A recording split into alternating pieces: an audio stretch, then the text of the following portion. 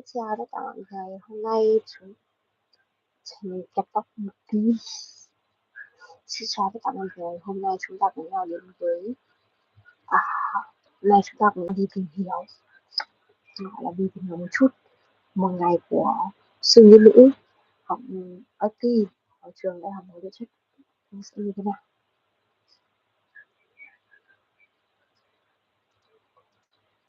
Này, sẽ đi tìm hiểu về Facebook của mình có rất nhiều, và YouTube rất nhiều thứ. Mình sẽ xem lần lượt và mình sẽ xem tất cả bằng tiếng Anh. Các bạn cũng xem của mình nhé.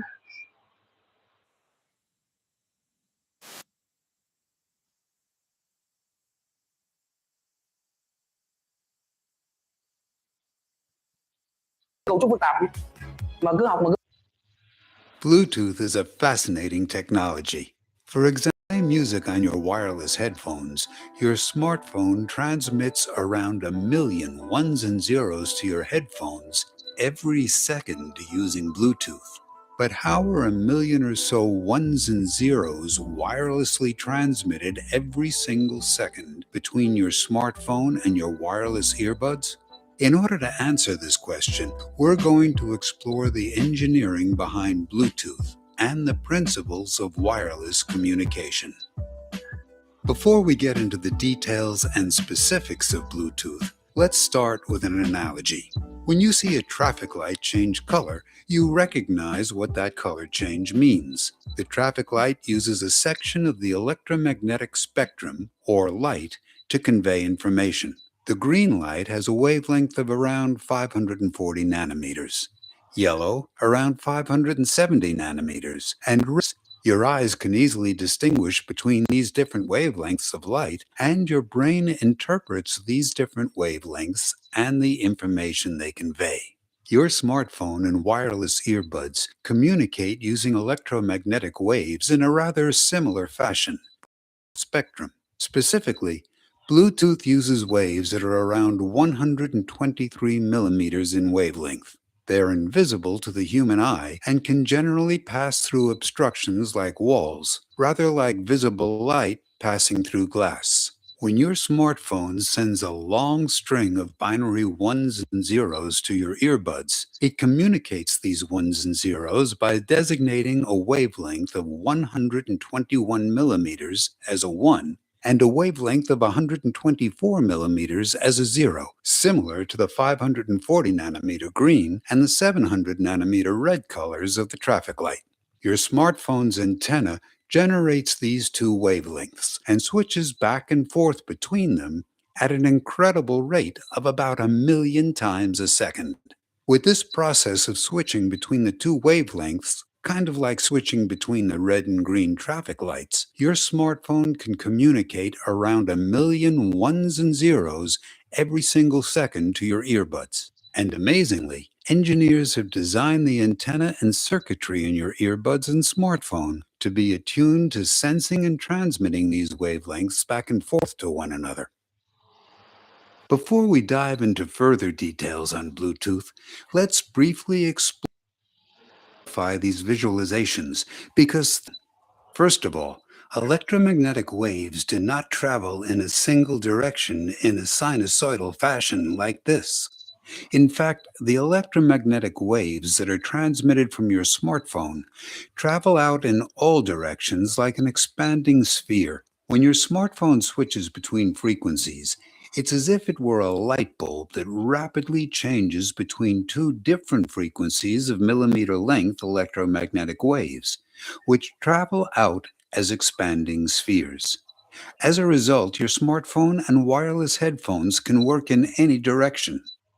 Thus, this visualization of a directional sinusoidal wave is lacking, yet there are still merits to the visualization.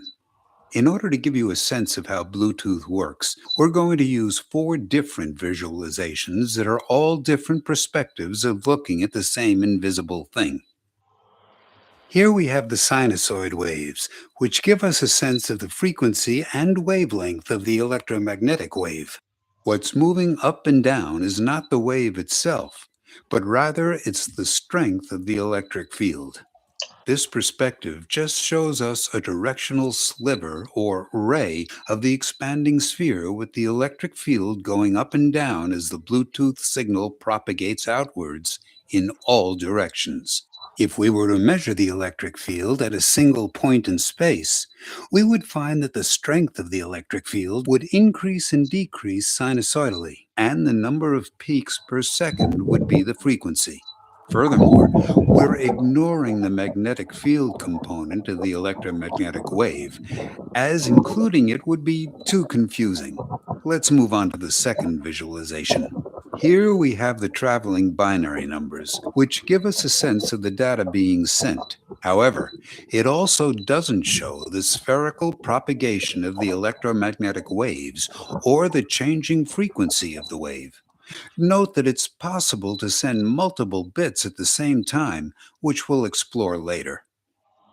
Third, we have the expanding spheres visualization, which gives a sense of the true near omnidirectional emission of electromagnetic waves from your smartphone and headphones. But it's difficult to show the frequency or the data that's being sent, and it's rather visually complex to process. And last, we have the simplified spheres, which help us see that these two devices are emitting and receiving electromagnetic waves along the same frequencies, but it doesn't show us much else. Different visualizations are useful in different scenarios, and with that covered, let's get back to the focus of this video. Boost your mobile game's revenue with rewarded ads. Unlike regular ads, rewarded ads are a part of the game. As mentioned, Bluetooth operates at around 123 millimeters of wavelength, but specifically, it operates between 120.7 millimeters and 124.9 millimeters of wavelength in the electromagnetic spectrum. Note that these frequencies are more commonly referred to as having a 2.4 to 2.4835 gigahertz frequency bandwidth or range. Just as our eyes see within a range on the electromagnetic spectrum, Bluetooth antennas see or perceive within their own range of frequencies. Now, at any given time, there might be dozens of people using Bluetooth devices at the same time in the same room. To accommodate so many users, this section of the electromagnetic spectrum is broken up into 79 different sections or channels, with each channel having a specific wavelength for a 1 and another for a 0. And at any given moment, your smartphone and earbuds communicate across just one of these channels. Rồi, rồi. Có thể có rất nhiều người mà dùng nhiều các thiết bị cùng lúc, tuy nhiên là cái sóng điện tử này nó chia ra nhiều các cái nhiều các cái loại và mỗi cái tai nghe này chỉ có thể kết nối với một cái điện thoại. For example, these are the frequencies for a 1 and a 0 in channel 38, whereas these are the frequencies for channel 54. Now, this begs the question, if dozens of devices are using the same wavelengths and possibly the same channel, how do your earbuds receive long strings of binary bits or messages from your phone exclusively?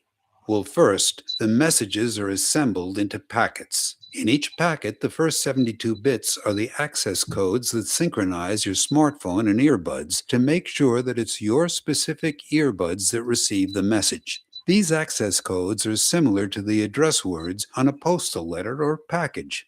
The next 54 bits are the header which provides details to the information being sent, which in our analogy can be equated to the size of the letter or the box, or the actual information or payload, kind of like the contents of our postal letter or box, which in this case are the digital ones and zeros that make up the audio that you're listening to. If you're wondering how audio can be represented by ones and zeros, take a look at this episode on audio codecs.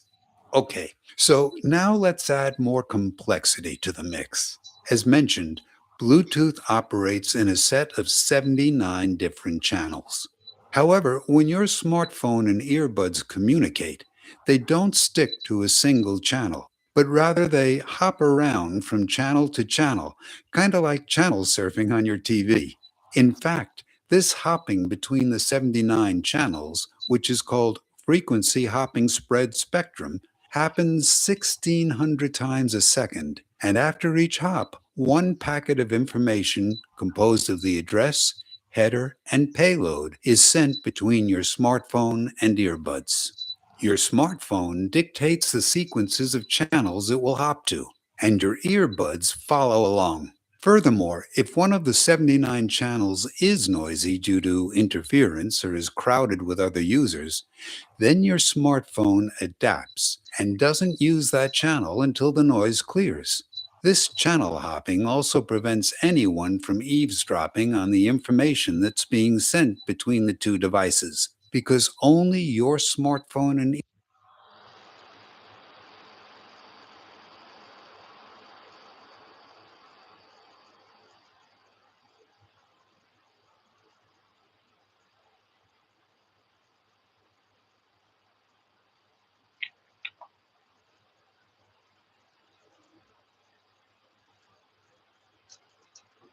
and they don't stick to a single channel, but rather down from channel to channel, kind of like channel surfing on your TV.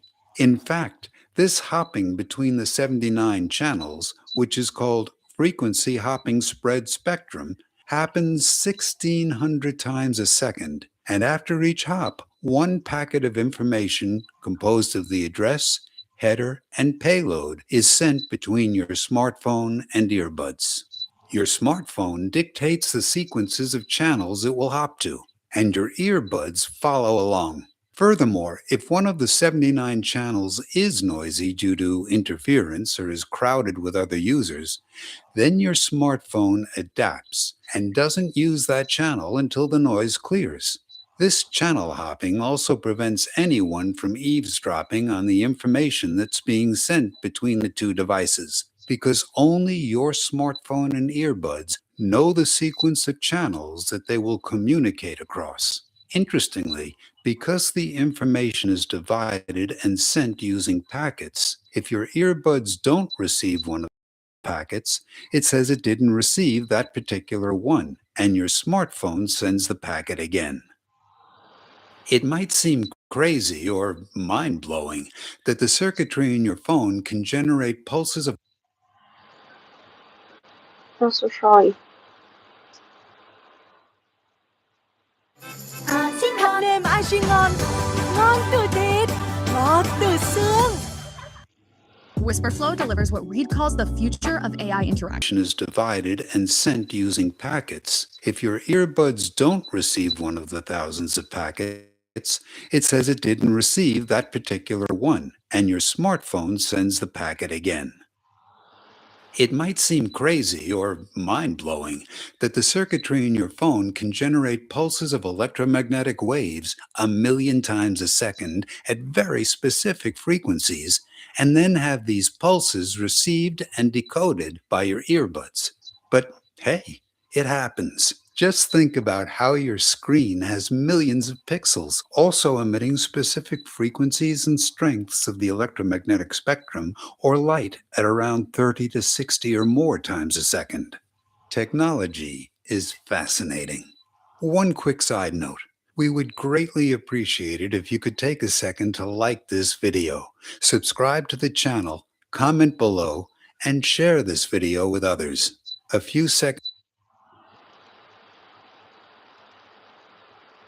Nói rồi, hết một phần rồi. Hết một phần.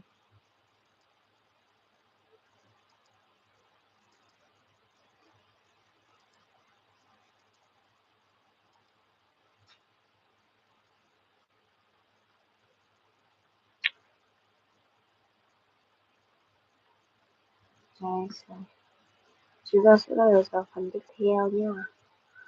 Dành like video. Is that Bluetooth's frequency range of 2.4 gigahertz to 2.4835 gigahertz is shared by other industrial and medical devices. For example, Your microwave is in this range and has a frequency of 2.45 gigahertz. In fact, when your microwave is on, it can cause your headphones to lose track of the ones and zeros being sent by your smartphone. Or, in other words, your headphones can lose signal. However, please don't think your Bluetooth headphones are dangerous because they emit a wavelength that's similar to your microwaves. That would be like comparing the light output from stadium floodlights to the light from your smartphone screen and saying that because they both use the same colors of light, they'll both cause damage when stared at from a foot away. Also, remember we mentioned that the electromagnetic waves from Bluetooth can easily travel through obstacles such as the walls of your house? However, the walls of the microwave are designed to block waves of this frequency. You can test this by putting your smartphone in the microwave. The Bluetooth signal from your smartphone to your headphones will be blocked and the connection lost. However, make sure not to turn on your microwave with any electronic devices inside of it. I repeat, do not turn on your microwave, otherwise it will damage whatever electronics you put into it. In addition to microwave ovens, 2.4 gigahertz Wi-Fi networks also operate within this range of the electromagnetic spectrum. Similar to Bluetooth, Wi-Fi networks divide this range or bandwidth into 14 channels in order to accommodate multiple users communicating via Wi-Fi at the same time. You might be wondering, if there are a bunch of different devices all sharing similar frequencies, one of them being a microwave that, if poorly shielded, can emit stray electromagnetic waves, how is it possible for your smartphone and headphones to send megabits of data every second error-free? Well, as mentioned earlier, your smartphone does this by frequency hopping and utilizing packets. In addition to that, Bluetooth also utilizes bits for detecting errors, and the circuitry in your smartphone filters out unwanted noise. For a non-technical understanding of this, let's go back to our traffic analogy. When you're driving and you see a traffic light, it's not like that's the only thing you can see. Your eyes perceive a rather complex scene filled with tons of other objects. Your brain interprets this information-filled scene and picks out the information important to you, while ignoring all the objects that aren't. Similarly, your smartphone and wireless headphones have rather complicated circuitry inside a specialized Bluetooth microchip that's designed and tested by engineers, which filters out unwanted signals, checks for errors, coordinates the frequency hopping, and assembles the information into packets, thereby enabling reliable and secure communication. My work is easy because I use ClickUp. Here's how I keep track of all my tasks. I start by brain dumping everything I need to get done in a list view. Next, I set a priority and a due date to keep things on track. I create custom stats.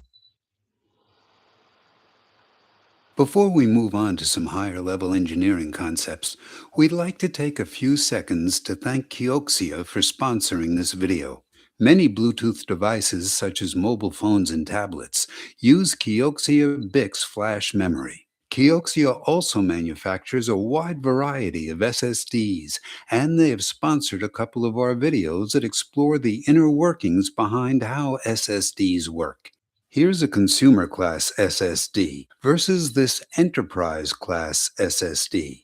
They look similar from the outside, but are entirely different on the inside. Kioxia provides these leading quality enterprise class PCIe NVMe solid-state drives, and they can fit in the same space, but have capacities up to a whopping 30 terabytes, and use a proprietary architecture built with their own controller, firmware, and BICS Flash 3D TLC memory in order to deliver incredibly high sustained read and write performance and reliability. Check out Kioxia's SSDs using the link in the description. Let's move on to even more complicated details regarding Bluetooth. The scheme of sending a digital signal, or a binary set of ones and zeros, by transmitting different frequencies of electromagnetic waves, is called frequency shift keying. Frequency shifting means that we adjust the frequency, and keying means that a 1 is assigned to one frequency and a 0 to another, just like our traffic light colors. Note that the comparison to a traffic light, which emits one color and then another, is a little inaccurate because your smartphone circuitry generates one frequency called a carrier wave. This circuitry shifts the carrier wave to a higher frequency when it wants to send a 1, or to a lower frequency when it wants to send a 0. This shifting of frequencies in order to send information is also called frequency modulation, and it's closely related to FM radio. That being said, Bluetooth isn't limited to using just frequency shift keying, but rather it can also use other properties of electromagnetic waves to transmit information.